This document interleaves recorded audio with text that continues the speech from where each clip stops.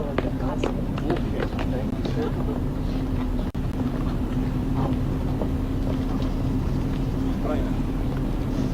Stephen, how are you? Hey, I'm good, thank you. Good morning, everybody. Who wants to go first? I'll ask. Do you plan on ramping up the or does the administration plan on ramping up deportations to El Salvador? And how many people do you want El Salvador to take from the United States? Well, as an example, there are thousands of either trained Nicaragua members left in this country or their affiliates and associates. So obviously some portion of those will be going to El Salvador as part of our effort to eradicate this foreign terrorist organization from the United States. But there's no upper limit to the agreement. We're going to continue to send foreign terrorist aliens to El Salvador as well as to many other countries. Is the president asking President Bukele today to send Mr. Abrego Garcia back to... Well, again, to be very clear about this, the Supreme Court ruled that the district court cannot, obviously, compel us to conduct diplomacy or foreign policy with another nation. So they overturned the district court order. And they said very clearly that the district court, it was actually a unanimous ruling, overreached in that ruling. I'm not going to reveal any head of state conversations or conversations at the State Department or the lower level. But the important point that we all agree on is that he's an El Salvadorian. That is his country of nativity and citizenship. He is an illegal alien in the United States. He has no lawful right to be here. He was issued a final order of removal from this country. And so up to El Salvador and to the government and the people of El Salvador what the fate of their own citizens is. We can't extradite citizens of foreign countries to our country over the objection of those countries. Obviously, to do that would be a monstrous violation of international law. We can't go into other countries and kidnap their citizens and then take them back into our country. That's up to El Salvador and their own. But you can ask them to send him back, right? But it's their own citizen, right? So remember, this whole entire conversation has been wrong from the beginning because nobody was mistakenly deported anywhere. That's like the big fact that most of you have gotten wrong. No one was mistakenly sent anywhere. The only mistake that was made is a lawyer put an incorrect line in a legal filing and they've since been relieved of duty. He is El Salvadorian. He is an illegal alien. He was deported to El Salvador. I would welcome anyone here to tell me what country they think we should be sending Salvadorian illegal aliens to. Didn't the judge order that he not be deported to El Salvador 5 years ago? So what you're referring to is an immigration judge. So that's Article 2, not Article 3. So there was no Article 3 restraint on his removal. A withholding order or a cancellation of removal order, first of all, as I'm sure you know, does not eliminate the deportation order, right? We all agree on that. So his status was he's an illegal alien who's been ordered deported, which means he can be indefinitely detained and removed to any other country in the world, right? He can to literally any country on the face of the earth. But the preference, general matter, is to deport someone to their country, right? In this case, El Salvador. Because he is a member of a foreign terrorist organization, holding orders don't apply to FTOs for obvious reasons. So if you had an illegal alien, say from Syria, who's a member of ISIS, they can't apply for withholding of removal. So that principle applies here. Furthermore, the gang that he said was going to persecute him, so the theory that he's an MS-13 and there's this rival gang, the 18th, doesn't exist anymore in El Salvador. So the entire concept is false. But again, when the media talk about the idea that there was a mistaken removal, it implies to, I think, a normal listener, the wrong person was sent somewhere. He's an illegal alien from El Salvador. Where was he sent? To El Salvador. Where does he belong? In El Salvador. Right? It's different he belongs, sending someone home and sending them into a prison that they could remain in for It is life. up to El Salvador how to handle the process for their own citizens. Again, what you seem to be asking us to do is to change the government and the laws of El Salvador. So if we deport somebody back to, for example, Syria, should we be closely involved on a day-to-day basis with the Syrian government, detailing that person's life and future? If we deport, say, 100,000 people back to Haiti, should we open a case file on each of those 100,000 people and ask every day, what's their housing situation? What's their healthcare situation? What might they need? What might they want? Once someone's out of our country, that becomes the problem of their host country, not our country. These people chose to invade us. So there's a lot of concern from the corporate media about the invaders, but they chose to invade us. It's our responsibility to return them back to where they came from, or another to take them. Is the president going to ask for him to be returned to the United States or not? Like, yes or no? So first of all, it's not a question for me to answer, but I think that the assumption that underlies the question is what needs to be corrected. That there was no mistake that was made. He was said, like, so what, let me ask you, so what do you think would happen to if he came back to this country? As your understanding of immigration laws, what do you think would happen? But I'm just asking it's important to know. About whether You're asking a lot of questions. The president, you're asking, you're all asking a lot of questions about this, and you all seem to care about it a lot. So let's see if any of you have researched anything about this issue at all. Can anyone here tell me what would happen to the illegal alien from El Salvador if he came back to the United States? Does anyone here know? Does anyone want to guess? Any of you? He could be with his family. What does any of you know the answer to the question? Legally, what would happen if he came back here? Does any of you know?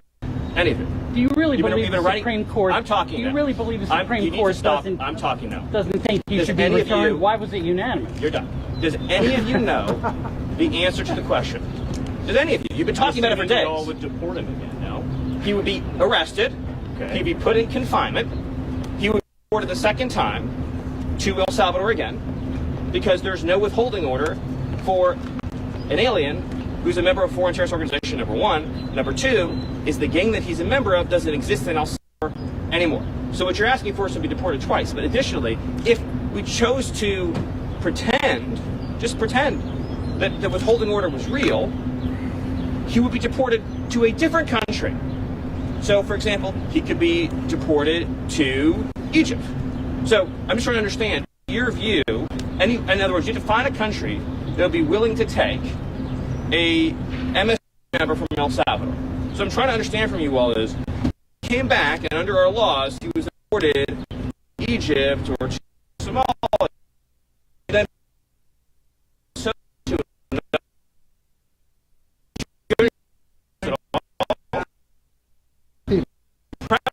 the gentlemen, the return guys, do you know deportation with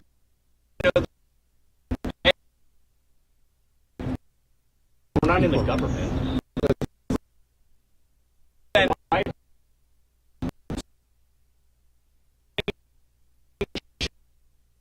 Steven, we're not going racist, anywhere. please. On the gold cards. Just brand. Just in a withholding order. By the way, and in other words, his confirmed dispute that he's an illegal alien. You dispute that he's an illegal alien. Okay. And that as an alien, we have the right to deport him. He went through the legal. Okay. What I'm getting from this conversation, which is educational for me, is that not one person knows the difference between a deportation order and a withholding order. Is that a statement? You're learning it for the first time right now? I guess so. Okay. So the deportation order means that said he be from the country. He has no right to remain here any longer. He must be removed from the country. So his only options are to be deported to his home country or country. That's it. There's no other option. He doesn't get to stay here. He doesn't get to live here. He has no future here. He has no right to be here. He's an illegal alien. So when you keep saying return, because you've been spun up by the open borders advocates, you all seem to be operating under the illusion that he would be able to come to the United States and just continue to live here illegally. That's not an option available to him. His only choices in life are to live in El Salvador or to live in another country. That's it. There's no other option, legally or otherwise, because he came to our country illegally. Do you understand that? Stephen, can I ask, as a matter of policy, does the administration believe that immigration judges, because they're under DOJ, that their orders can be overruled by what the administration wants? Is that a general matter of policy? Well, actually, so specifically, is the Attorney General has authority to overrule the immigration law, and that's actually by statute. Yes. Other questions? Stephen, on the gold card, the President and Secretary Lutnick have suggested they're lining up applicants already. How many people do you expect to be tagged to this program when the President announces it this week, if he actually announces it this week? I'll let Secretary Secretary Lutnick provide that update, but I appreciate that. White House administration is going to report 1 million undocumented people? And much more. Stephen, also of the 10 alleged gang members that Secretary Rubio said were sent to El Salvador over the weekend, what sort of due process did they get as mandated by the Supreme Court? Well, you're talking about the alien enemies? Yes, the alien. So first of all, a number of those are MS-13. So again, those are just standard removals of El Salvadorians to El Salvador. And without, what evidence did you provide that they were MS-13? Okay, so we seem to be confused about this. Illegal aliens from El Salvador, again, get deported to El Salvador. Do you all appreciate that like tens of thousands of El Salvadorians have been deported to El Salvador? You seem to be under the impression that El Salvadorians living in our country illegally just get to stay here. They get arrested and deported. Then the fact that they're MS-13 just puts an extra priority on our deporting them. But we would deport someone to El Salvador regardless of whether or not they were MS-13 if they were here illegally. That's just an extra, because of the priority on public safety threats, we're emphasizing the removals of gang members, in this case, foreign terrorist organization gang members. But as to your other question, they went through all of the due process, as you would call it, that is required by law. So, but I just want to, what I find so mystifying is that I've been talking to you all for a very long time. I legitimately, in my entire, going back years actually, in my entire professional life, I've never received this many questions from the media about an American who was raped or murdered by an illegal alien. Legitimately never. And all of you who are enjoying your lives and doing quite well, if you had children and you were living near any of these people, you would move away immediately. You would call the police immediately. You would call us and ask us to make you and your family safer immediately. And you thank your lucky stars every night that you have enough means and enough money not to live in communities where, say, illegal alien pedophiles offend and reoffend and keep reoffending and keep reoffending. There's an expression there, but for the grace of God go I. The Biden administration apprehended 2 illegal aliens from Venezuela. They were trained to Aragua. There'll be a lot more to do, but the story I'm telling you today.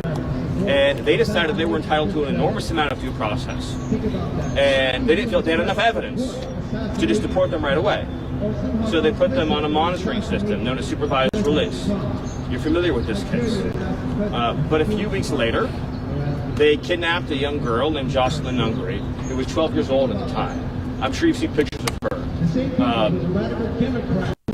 Just the most perfect girl you could possibly imagine. And her mother loved her much. She was tied up, savagely beaten, stripped naked, tortured to death, murdered. Her body was dumped into a lake. So she didn't get any due process, but I'll tell you who did are the 2 illegal aliens from Venezuela who stole her forever. And there's stories like that all over the country. We just arrested a pedophile illegal alien who's being shielded by a sanctuary city, who's been charged in 20 sex crimes against children. None of you, any of you have had the chance to spend time with victims' families, whose children have been raped or whose wives have been raped, murdered. But if that doesn't break your heart, nothing will. And I know that we have some people, like Taylor Lawrence, who fantasize about assassinations and things like that. But in the civilized society, the power of the state is used to keep innocent people alive and to keep innocent women and children from being hurt. This administration is never going to apologize for using the power of the state to keep men, women, and children from being savagely murdered and beaten. If we release known and suspected MS-13 and trained to Aragua, and then there's another Jocelyn Nungary, then whose responsibility is that going to be? You think that we're going to sit around wringing our hands, wondering if, maybe we should, release this person, give them a little bit of extra time, give them a little chance to plead their case, and then what? They kidnap somebody, they slit their throat, they shoot them in the head, and we say, well, at least the illegal alien got due process. They're here illegally. The only place that they deserve to go is a country other than our country. And it's not a statistic. These are real lives, these are real families. There's whole neighborhoods in Los Angeles controlled by illegal alien Mexican street gangs. Entire neighborhoods where you have to live in fear because of individuals here illegally engaged in extortion and crime. Not to mention the fentanyl. You have cartels that have functional control over the entire northern territory in Mexico who are pumping fentanyl, lacing our drugs with this chemical. Children are ending up going out to a weekend party, they think they're taking something safe, and they get a heart attack and they die by the thousands. So we're not going to apologize for doing something about that. And I just wish we lived in a country where the media gave to 1/10 as much about Americans who were murdered and brutalized and savagely killed, beaten to death, as they did about whether illegal aliens that we all agree are illegal aliens should get 1 million days in court and 1 million trials and 1 million this and 1 million that. There's 15 million illegal aliens that violently enter the country. If every one of them got the trial that you're asking for, it would take us centuries to remove them. Centuries. We've been talking about this in 300-400 years. Their great-great-great-grandchildren would be the ones representing them in court. That's how long it would take. Illegal aliens who come to our country have to be removed, and they have to be removed quickly, and that is an essential component of having something that we like to call a country. Stephen, on the matter of visa restrictions, the president on his first day, the president on his first day in office signed an executive order calling on his administration, the Department of Security, State Department, DNI, to come up with a list of countries that did meet the United States vetting standards and to potentially put full or partial visa restrictions on those countries. I just want to know what is the status of that report that was due to the administration last month? Do you have a list of countries? So the State Department has done the work that you're describing. It's currently going through the standard review process. I don't have an update beyond that, but I mean you're correct in your statement that this was a product that was called for at the beginning of the administration, and it's being worked on, and hope to have a further update for you soon. Last question. If I may, President Trump continues to say that one of the best arguments for sending undocumented criminals to El Salvador is cost. When it comes to this White House considering sending U.S. citizens to El Salvador because of being criminals, is that the same argument, cost? So the El Salvadorian deportation program is for illegal aliens, but I would also say that on the cost point, what we're referring to is the fact that long-term incarceration in the States, I don't know, it's like 100x what it costs to send somebody to El Salvador. So that's the illegal alien commits a crime in this country and then has to go into our judicial and penal system. I don't know the exact numbers, and I'm assuming it's probably like 100x cost. But I'll just close by saying the amount of lives that we've saved since we showed up by shutting down the border, since President Trump issued his executive orders and began deporting criminals, is already in the thousands. And by the way, we've been out looking for the 400,000 children that Biden trafficking in this country. The stories we've already uncovered of sex trafficking and labor trafficking and child abuse is beyond imagination. 500,000 minors were smuggled into this country under the last administration, and the administration not only didn't do anything to prevent it, in every way they funded it, subsidized it, facilitated it, supported it, contributed to it, that if any American citizen did these things, they'd be in jail for life. Thank you. So that means that no U.S. criminal will end up in El China? Salvador, Stephen?